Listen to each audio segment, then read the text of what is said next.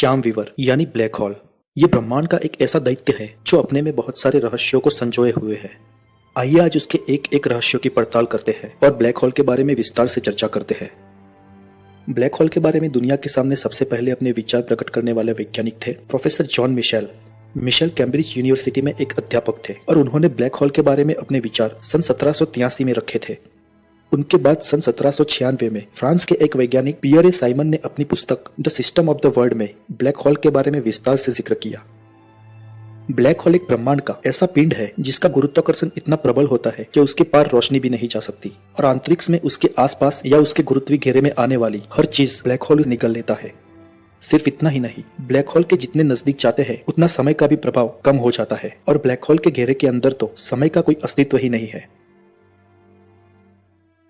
तो चलिए जानते हैं इतना रोचक पिंड आखिर ब्रह्मांड में उत्पन्न कैसे होता है। ब्लैक होल एक अत्यंत घनत्व और द्रव्यमान वाला पिंड होता है। ब्रह्मांड में किसी भी वस्तु को हम अगर कॉम्प्रेस करके बहुत छोटी कर दे तो उसके द्रव्यमान और घनत्व से उसका गुरुत्वाकर्षण बल इतना प्रबल हो जाएगा कि उसके बाहर रोशनी का भी जाना संभव नहीं होगा और वो चीज ब्लैक होल कहलाएगी। यदि हमारी पृथ्वी का घनत्व बहुत बढ़ जाए और संपूर्ण पृथ्वी को कॉम्प्रेस करके महज 1.5 सेंटीमीटर कर दिया जाए तो उसका गुरुत्वाकर्षण बढ़ जाएगा और वो ब्लैक होल हो जाएगी। पृथ्वी से 13 लाख गुना बड़े हमारे सूर्य को भी अगर कॉम्प्रेस करके एक छोटे से मटर के दाने के समान कर दिया जाए तो वह भी एक ब्लैक होल हो जाएगा। लेकिन याद रहे कि ब्लैक होल में द्रव्यमान की तुलना में घनत्व बहुत महत्वपूर्ण है। हम जानते हैं कि पृथ्वी और सूर्य इस तरह से संकुचित नहीं हो सकते क्योंकि न तो पृथ्वी का द्रव्यमान और गुरुत्वाकर्षण बल इतना अधिक है और न ही सूर्य का। लेकिन हमारे सूर्य से करोड़ों गुना बड़ा कोई तारा हो जिसका द्रव्यमान और घनत्व अपार मात्रा में उसमें मौजूद हो तो वो अपनी इन विशेषताओं से ब्लैक होल बन सकता है। अक्सर ब्लैक होल तारों के ही बनते हैं। तो आइए ब्लैक होल के निर्माण को समझने से पहले हम तारों की रचना कैसे होती है ये समझते हैं। दरअसल तारों का जन्म ब्रह्मांड की गैलेक्सीज में उपस्थित धूल और गैस से बने बादलों से होता है। ब्रह्मांड में धूल और गैस से बने इन बादलों को निहारिका या नेबुला कहते हैं। इन निहारिकाओं में हाइड्रोजन की मात्रा सबसे अधिक होती है और लगभग 25% तक हीलियम होता है और बहुत कम मात्रा में कुछ और भारी तत्व भी होते हैं। जब धूल और गैस से भरे इन बादल यानी कि निहारिकाओं में घनत्व की वृद्धि होती है उस समय ये बादल अपने ही गुरुत्व के कारण संकुचित होने लगता है और उसके अंदर का ताप इतना बढ़ जाता है कि हाइड्रोजन के नाभिक आपस में टकराने लगते हैं और वो हीलियम के नाभिक का निर्माण करते हैं और गति तथा संकुचन के कारण वे एकजुट होकर गोल या लगभग गोल के समान आकार में परिवर्तित हो जाता है और इस प्रकार एक तारे का निर्माण होता है। लेकिन इन प्रक्रिया में कई करोड़ों साल बीत जाते हैं। हमारे सूर्य का निर्माण भी ऐसे ही हुआ था। अब ताप नाभिकीय संलयन से निकली प्रचंड उष्मा से ही तारों का गुरुत्वाकर्षण संतुलन में रहता है। इसलिए जब तारों में मौजूद हाइड्रोजन खत्म हो जाती है तो वह तारा धीरे धीरे ठंडा होने लगता है।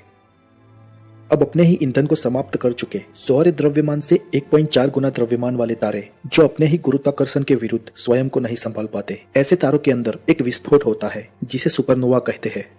इस विस्फोट के बाद यदि उस तारे का कोई घनत्व वाला अवशेष बचता है तो वो अत्यधिक घनत्व युक्त न्यूट्रॉन स्टार बन जाता है। ऐसे तारों पर अपार गुरुत्वीय खिंचाव होने के कारण तारा संकुचित या कॉम्प्रेस होने लगता है और अंत में तारा एक निश्चित क्रांतिक सीमा या क्रिटिकल लिमिट तक संकुचित हो जाता है और इस अपार असाधारण संकुचन के कारण उसका स्पेस और टाइम भी विकृत हो जाता है और अपने में ही स्पेस और टाइम का अस्तित्व मिट जाने के कारण वो अदृश्य हो जाता है और यही वो अदृश्य पिंड होते हैं जिसे हम ब्लैक होल कहते हैं। किसी ब्लैक होल का संपूर्ण द्रव्यमान एक छोटे से बिंदु में केंद्रित रहता है जिसे सेंट्रल सिंगुलैरिटी पॉइंट कहते हैं। इस बिंदु के आसपास की गोलाकार सीमा या क्षितिज को इवेंट होराइजन कहा जाता है।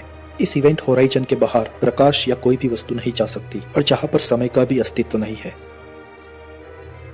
आइंस्टाइन की स्पेशल थियरी ऑफ रिलेटिविटी के अनुसार इस ब्लैक होल की क्षितिज से दूर एक निश्चित सीमा पर खड़े किसी प्रेक्षक की घड़ी अत्यंत मंद गति में और धीमी हो जाएगी और वहां का समय बहुत ही धीमी गति से चलेगा। याद रहे कि समय निरपेक्ष है और समय का बहाव ब्रह्मांड की विविध जगहों पे अलग अलग गति में है। मतलब कि पृथ्वी पर जो समय चल रहा है ब्रह्मांड में कहीं दूर उससे तेज या उससे धीमा समय चल रहा होगा। इसे टाइम डिल्यूजन कहते हैं। माने या ना माने पर यह एक भौतिकीय की रोचक हकीकत है। ब्लैक होल की क्षितिज में आकर उसके अंदर गिरने वाली कोई भी वस्तु के अणु बिखर जाएंगे और वो धीरे धीरे अदृश्य हो जाएगी और ब्लैक होल के घनत्व में किसी अज्ञात स्थान पर चली जाएगी जिसके बारे में अब तक भौतिक वैज्ञानिक कुछ भी नहीं जानते हैं। ब्लैक होल के प्रकार। ब्रह्मांड में कई प्रकार के ब्लैक होल होते हैं जो अपने विशिष्ट गुणों के कारण पहचाने जाते हैं। ऐसा तारा जिसका द्रव्यमान हमारे सूर्य से कुछ गुना अधिक होता है और गुरुत्वीय संकोचन के कारण वह अंततः ब्लैक होल बना है, उसे स्टेलर मास ब्लैक होल कहा जाता है। ऐसे ब्लैक होल जिसका निर्माण आकाशगंगा यानी गैलेक्सी के केंद्र में होता है और जिसका घनत्व अपार होता है, जो बहुत ही विराट होते हैं, उसे सुपरमैसिव ब्लैक होल कहा जाता है। ऐसे ब्लैक होल्स का द्रव्यमान हमारे सूर्य से लाखों गुना ज्यादा होता है। हमारी गैलेक्सी मिल्की वे के मध्य में एक सुपरमैसिव ब्लैक होल है जिसका द्रव्यमान हमारे सूर्य से 1 करोड़ गुना ज्यादा है। कुछ ऐसे भी ब्लैक होल होते हैं जिनका द्रव्यमान हमारे सूर्य से कम होता है और जिनका निर्माण गुरुत्वीय संकोचन के कारण नहीं, परंतु अपने केंद्र भाग के पदार्थ और ताप के संपीड़ित होने के कारण हुआ है। उसे प्रीमोर्डियल या स्मॉल ब्लैक होल्स भी कहा जाता है। इन लघु ब्लैक होल के बारे में वैज्ञानिकों का मानना है कि उनका निर्माण ब्रह्मांड की उत्पत्ति के साथ हुआ होगा। भौतिक वैज्ञानिक स्टीफन हॉकिंग्स के अनुसार हम ऐसे ब्लैक होल का अध्ययन कर ब्रह्मांड की प्रारंभिक अवस्था के बारे में बहुत कुछ जान सकते हैं। दोस्तों, हम में से कईयों के मन में ये प्रश्न उठता होगा कि ब्लैक होल प्रकाश को भी सोख लेते हैं और जिसके कारण वो ब्रह्मांड में अदृश्य मालूम होते हैं, तो आखिरकार वैज्ञानिक ब्लैक होल का पता कैसे लगाते हैं? मिशेल के अनुसार ब्लैक होल्स अदृश्य होने के बावजूद भी अपने आसपास निकटतम स्थित आकाशीय पिंडों पर अपना गुरुत्वीय प्रभाव डालते हैं। ऐसे में बीच में तो अंधेरा होता है, लेकिन उसके आसपास की चीजें उस अंधेरे की तरफ खींच रही दिखाई देती है। कभी कभी तो ब्रह्मांड में 2 तारे या 2 ग्रह एक दूसरे की परिक्रमा करते मालूम होते हैं, जिसके बीच में एक बहुत बड़ा काला धब्बा होता है। इस अवस्था में वहां पर ब्लैक होल होने की स्थिति मालूम होती है। कभी कभी तो ब्लैक होल किसी दृश्य तारामंडल या गैलेक्सी के पदार्थों को अपनी ओर खींचकर उसे निगलता हुआ दिखाई देता है। इस अवस्था में ब्लैक होल की स्पष्ट रूप से पुष्टि हो जाती है। आइए हम यहाँ पे ब्लैक होल के कुछ अन्य रोचक तथ्यों को भी संक्षिप्त में जान लेते हैं। ब्लैक होल वास्तव में कोई छेद नहीं होते हैं, वो तो किसी मरे हुए तारे के अवशेष मात्र होते हैं। करोड़ों अरबों साल गुजरने के बाद किसी तारे का अंत होता है और वो ब्लैक होल के रूप में जन्म लेता है। यहाँ पर याद रहे कि सभी तारे ब्लैक होल नहीं बनते। कुछ तारों के अंत के बाद उनकी और अवस्थाओं में भी गति होती है, जिसे विस्तार से जानने के लिए आप हमारा एक और एपिसोड सूर्य आरंभ से अंत तक के वीडियो को देख सकते हैं। ब्लैक होल अपने आसपास आने वाले किसी भी अवकाशीय पिंड को नहीं छोड़ता। वह ग्रह, लघु ग्रह, धूमकेतु, किसी तारे को या पूरी की पूरी गैलेक्सी को भी अपनी ओर खींचकर निगल सकता है। यहाँ पर ध्यान रहे कि ब्लैक होल अपने गुरुत्वीय घेरे में आने वाली किसी वस्तु को ही खींचेगा। उसके गुरुत्वीय घेरे के बाहर की कोई वस्तु उसमें नहीं जा सकती। ब्लैक होल्स के बारे में तो मिशेल के समय से ही कहा और लिखा जा रहा था, लेकिन वैज्ञानिक प्रत्यक्षीकरण के साथ दुनिया के सामने आने वाला सबसे पहला ब्लैक होल था सिग्नस X1। इस ब्लैक होल की प्रत्यक्ष पुष्टि सन 1972 में की गई।